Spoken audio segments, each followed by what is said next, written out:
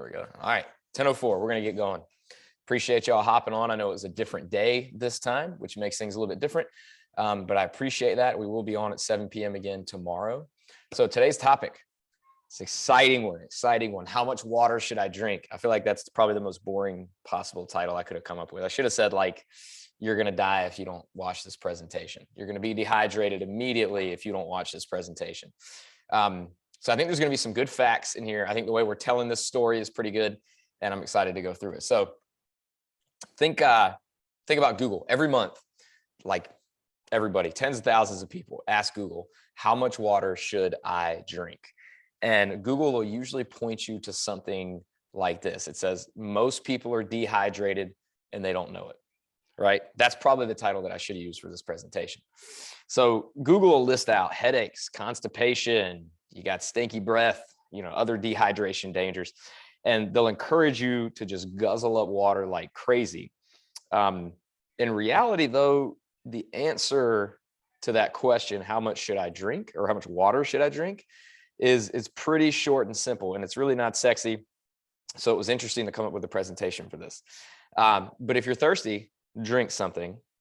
If you're not thirsty, don't worry about it. We're going to dive into that a little bit more too, but thirst is your biggest indicator of if you should drink water or not. So why don't we just stop the presentation right there? Well, because there are some exceptions, especially if you're working out at BFP, and maybe you're one of those exceptions, because there's other reasons too. Plus, I'm guessing that you might not believe staying hydrated is quite that simple. So we'll walk through how much water you should drink together. So first, why do you need water? You may have already heard your body is more than 60% water. I've been hearing that stat to up as high as 90%. I've heard 80% growing up, just depending on what sport I was playing and if I was outside or not. Our body uses fluid, for blood, sweat, tears, all those obvious things. We also regulate body temperature. In terms of making hormones, we need water for that. And stopping your brain from smashing your skull in when you're doing burpees, water and hydration helps us with that too. It's true that if we are chronically dehydrated, that can raise our risk for a host of problems. And nobody wants to think kidney stones, UTIs, negative cognitive and physical performance. So there's a difference between chronic dehydration, being mildly dehydrated a lot of the time, and then acute dehydration, which is more severe and requires intervention right now. So most people are not chronically dehydrated. And remember, that was the less serious one. Without fail, though, most coaches that you talk to, most trainers, we even focus on this in our challenge, will claim the opposite. So the first thing they want you to do is drink more water. And if we can ask them why, and usually they'll say, well, most people are dehydrated. But it's actually a misconception. The Center for Disease Control's National Health and Nutrition Examination Survey, the average US adult easily meets and even surpasses their water needs. And I think it's partially because they don't realize all the places that we get water and all the different things that count towards our levels of hydration. So let's take a look at our puppy, Charlie. Charlie is a hypothetical puppy. I couldn't get a picture of my dog in time. We have a dog named Oliver, little wiener dog. He's running around outside. This is Charlie. Most people are like Charlie. Charlie drinks when he's thirsty, and he does just fine. No special formulas or calculations are required, and our sense of thirst works just as exquisitely as Charlie's does. The part of our brain called the lamina terminus monitors blood volume and blood osmolality. So the ratio of how much salt we have to liquid, among other things. It does other things too, but to determine whether our body needs more or less fluid. If blood volume drops and osmolality rises, then the brain turns up that dry feeling on our tongues and our throats, which is pretty cool. So that's how Charlie operates. So how much water do you need? All right, I'm going to give you this answer right here at the beginning of the presentation. Then it's going to get a little better as we go on. Humans need 3 liters of water or fluid per day. So we don't generally measure in liters, right? It's 101 ounces. So the exact amount, it will vary from person to person, but 101 ounces per day pretty much gets everybody what they need of fluid. So depending on somebody's diet, about 34 ounces, which is about a liter, of that will come from food. So that means if we're thinking about drinking water, we don't necessarily need to pound water all day to get the amount of water we need to stay hydrated, because we're going to get a significant amount of that from food. So especially if you're eating things like what we talk about, like lots of fruits and veggies, when you prepare oatmeal, it soaks up that moisture, or yogurt. So that leaves us about 2 liters or 67 ounces of fluid that we need to get from beverages that we need to drink every day. So the old drink 8 cups of water per day, it adds up to 64 ounces, is actually a pretty good rule of thumb.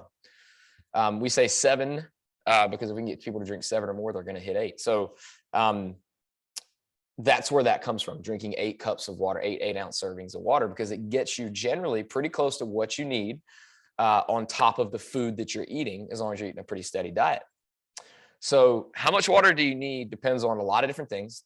Your age matters, how much you weigh, like how healthy you are outside of hydration, how active you are.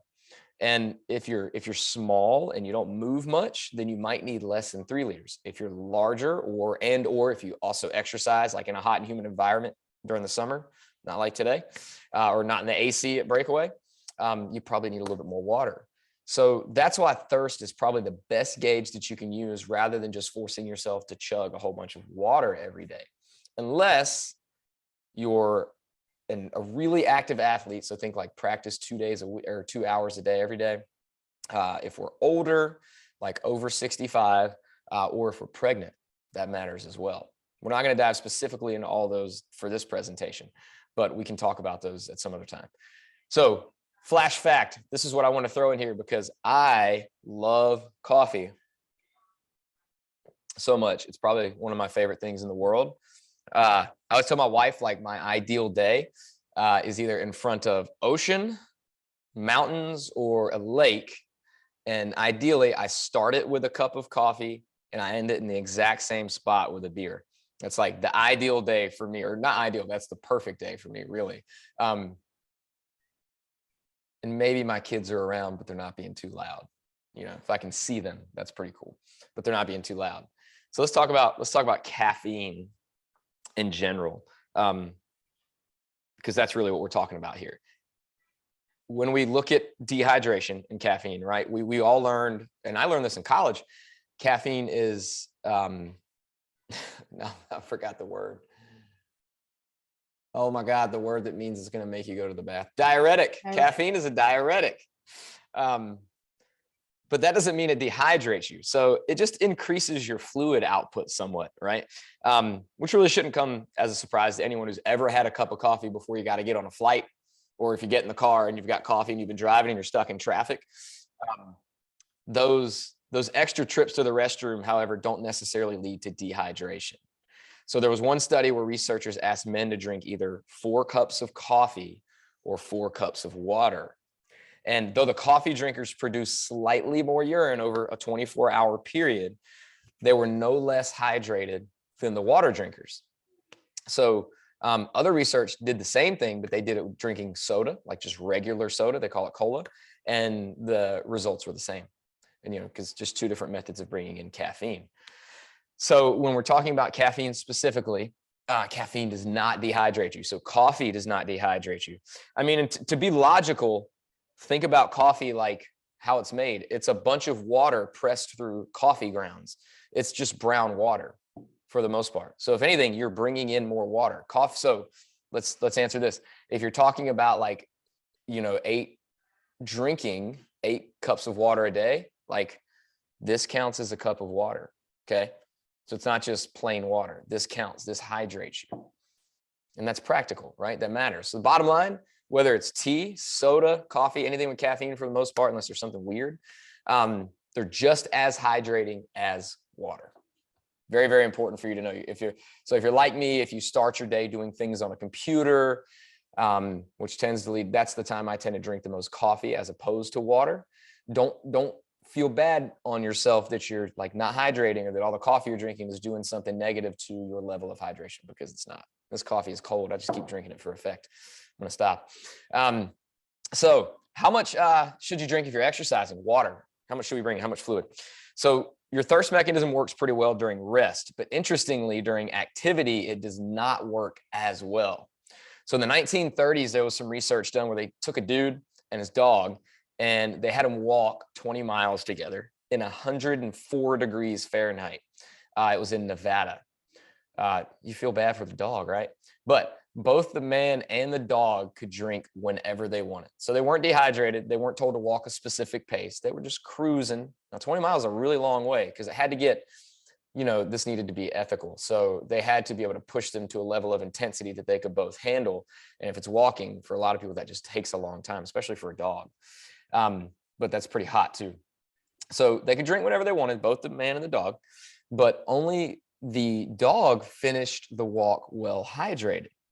The man, on the other hand, lost 6 pounds of his body mass through water loss, which is another reason why it's very important to not always worry about the scale not changing if our goal is to lose weight because of what we lose when we exercise. Not to mention other things, like if you got to go to the bathroom or whatnot. But like personally, I can get up if I don't eat breakfast and I can go for a run, and especially if it's hot out. And by the end of the day, I've watched my weight. I've watched myself gain 8 pounds in one day as a result of me getting up without having eaten, going for a run, sweating a whole lot, and then doing a normal day for the rest of the day, and it being 8 pounds heavier at the end of the day than I was after that run. So research shows that when people doing intense exercise rely on thirst alone, they tend to underconsume fluid, and they only replace about half of what they lose. So it is important to replace what you lose during exercise. People can lose 1 to 2% of their body weight, their mass. Your weight goes down very quickly if we're exercising intensely, specifically if it's in a hot, humid environment. And losing 1 to 2% is enough to get your heart rate to keep your heart rate higher. It's enough to raise your body temperature, and that increases your level of perceived effort, which should drive you to drink more. But again, our body doesn't regulate that as well when we're exercising intensely. So aerobic efforts like cycling, it'll actually literally slow you down in the research. So in addition to the liter of fluid we get from food, if we're exercising in a hot and humid environment or exercising a lot, we need to consume at least the 101 ounces of the 3 liters on the days that we exercise. So remember, I talked about how we need 3 liters a day. We get 1 liter from food. We need to drink 2 liters. So just think on days where you exercise, like even though we're in the AC, it's not bad to still aim for 3 liters of drink, because you're more than likely going to replace what you lost in fluid. Hopefully that makes sense. So the breakdown on the slide: drink 1 liter before, 34 ounces, 1 liter before and during exercise. Then you can drink 1 after, and then you get 1 more throughout the day, right? Whether it's water or whether it's coffee, whatever it is, that's a good rule of thumb to live by. It's almost like exercise is you could just say exercise cancels out the hydration that you get from food.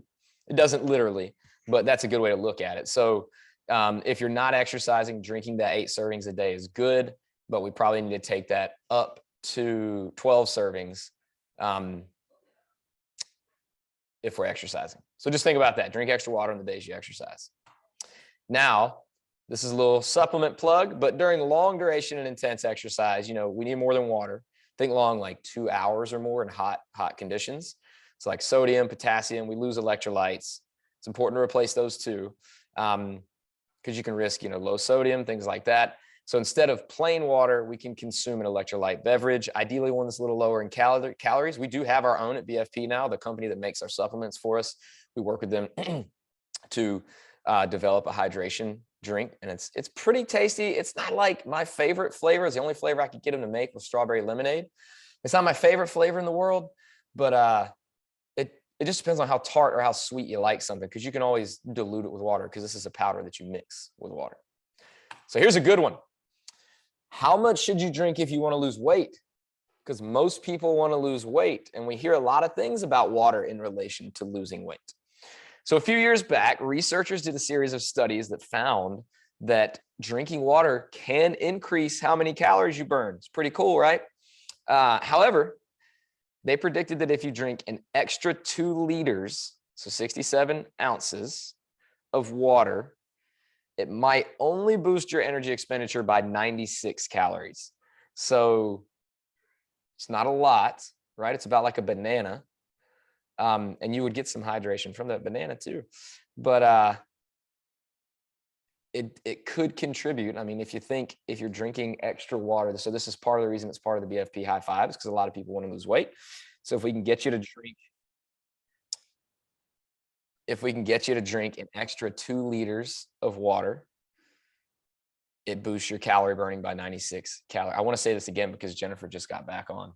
Let me let her audio connect real quick. All right, what's up, Jennifer? I saw you just got back on. I'm gonna just say something that so we just got on, how much should I drink to lose weight? And basically what researchers found is that an extra 67 ounces of water a day can boost how many calories you burn by 96 calories. So that's about a medium banana. It's not a ton of calories, but all of these little behaviors, these BFP high five behaviors that we work on, are things that accumulate over time. So not only are they things that improve your health over time, because you hopefully will do them consistently, but they can lead to higher levels of calories being burned. So drinking more water can potentially lead to you burning a few more calories every day, which can add up over time if we're not out eating it. Same thing as getting protein at every meal. We have to use more energy to digest and utilize protein than any other macronutrients. So all of this stuff contributes to us maintaining a healthy weight over time. There's a lot of thought in these BFP high five habits. So maybe you're thinking, because you've probably heard this about water specifically, doesn't water at least dull your appetite and help people eat less? And it actually might. One study found that downing a half a liter, so 16 ounces of water before a meal, did help people eat less. And then that led to them losing weight. So so we said drinking an extra 67 ounces a day could potentially lead to you burning more, about 196 to 100 calories more per day. If you can position that as 16 ounces of water before meals, then you're more likely to eat less. It doesn't mean you automatically will, but if your goal is to lose weight, then that can help you lose weight or regulate your weight. Just eat a little bit less, more than likely, because it's going to lead to you feeling full faster. And you should still get plenty of nutrients, because generally it takes us 20 minutes for our brains to recognize that we're full anyway. So that's why eating slowly is very important. You can also take small sips of water between bites. I tend to do that as a habit from when I've been a kid, but that helps you eat slower. And eating slowly is one of the 100% best ways to regulate your food intake for a lot of reasons, but partially because, how long it takes our brain to realize that this down here is telling us that we're full. So that's pretty cool. When it comes to losing weight, water does actually contribute. It just kind of gets overblown sometimes. So how do you calculate your specific water needs? How do you make sure you're hydrated? It's 2 options. Option 1 is to drink when you're thirsty, right? Super simple. People who live in, this works for people who live in like cooler to moderate climates, people younger than 65, people that aren't practicing for a sport 2 hours a day. So most of us. Option number 2 is to monitor the color of your urine. So this is a good way to do it in other contexts. So some people occasionally suffer from acute dehydration, like when lots of stuff is coming out both ends due to food poisoning or an infection, or an exercising in a hot environment. I love to be outside when it's super hot and get all that sunlight in personally, but as long as you replace what you lost, it's not really a big deal. So how do you know if you have replaced what you've lost? So the answer is to check your toilet. The more hydrated you are, the greater that your urine can be salty, or the osmolality of your urine. Luckily, you can also assess that through color. So the saltier it is, right? Like people say, stop being salty. The saltier your urine is, the more likely you are to be dehydrated. So the greater their osmolality, the darker it is. So if you compare your urine to what's shown on this chart, you'll get an answer that's almost as accurate as an expensive hydration test that like your doctor might do. Remember, they usually just have you pee in a cup. So we're going to talk about some specifics with this, but you're welcome to take a picture of this, print it out, put it in your bathroom. I do want you to know that toilet water dilutes your urine by 1 to 2 shades. So it's going to make it a little, remember, it's like putting water in with salty excrement from our body. So it's going to lighten it. So you got to think you're probably about 1 to 2 shades darker than what shows up in the toilet. But this option is really good for people who live in hot and dry environments, people whose jobs make it's like hard to drink, but maybe like you're a nurse and you got to wear a mask all the time or something. People who exercise moderately in hot and dry environments, which would be a lot of us if we're outside walking or running, pregnant folks, people 65 and older. But again, these colors don't assume you peed in a cup. Remember, this is going to be diluted by the toilet water. So you got to think about that. Okay. Just assume 1 to 2 shades when you utilize the toilet for this. So that's a good way to see if you're hydrated or not as well. And then if you take multivitamins, you got to consider that because that's going to change the color also. Sometimes it gets kind of neon looking. So let's get practical again. That's what I love about this stuff. I love being practical with this stuff. And by practical, I mean like talking about alcohol intake with hydration. Okay. Maybe it doesn't matter to you. I just thought this was interesting. So a daily drink intake that works for most people is what you can see here. So drinking just water, coffee, and tea is awesome, but it's not your only option to stay hydrated. So if you want to enjoy more variety, this is a good framework for balancing your choices without overdoing it. This isn't taking into account like weight loss and calorie intake, but let's start at the bottom. At least 40 ounces of water. So at least like 5 to 8 servings of water, right? To get that 64. Remember, more if you're exercising. And then tea or coffee, like 0 to 40 ounces. So 24 ounces, ideally unsweetened or no problem, Jennifer, lightly sweetened. And then if we're drinking milk or like some of these more flavored things, no more than like a couple cups a day. And then we get into alcohol, and notice this is kind of measured on the same level as juice and soda. However, alcohol can affect sleep and some other things. We drink it moderately. So 12 ounces is like 1 serving. Okay.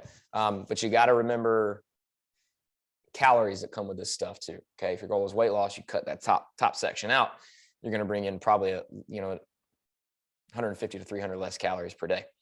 So think 100 ounces, and this is one way to split this up. Really, really practical way that takes into account real life and what people really drink, and not just saying you can't drink anything but water.